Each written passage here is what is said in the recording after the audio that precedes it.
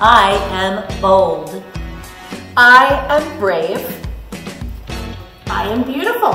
And we want you to be all that and a bag of chips.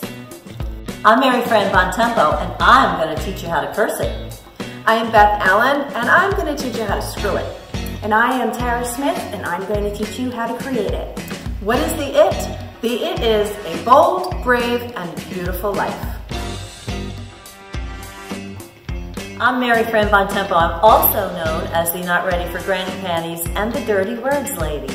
And what I'm going to teach you today is how to curse your dirty words, get them out of your head, and live a brave, bold, and beautiful life by ditching the dirty words and learning a few new commandments. We're going to have some fun.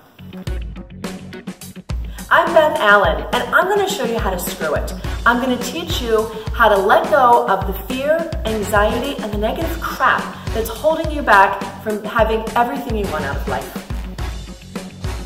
I'm Tara Smith, the owner of the Uncocked Artist, and I'm going to help you create a personal statement that you can take home with you as a reminder of all that you can be. So give yourself a well-deserved Mother's Day present and join us Monday evening, May 14th, 6:30.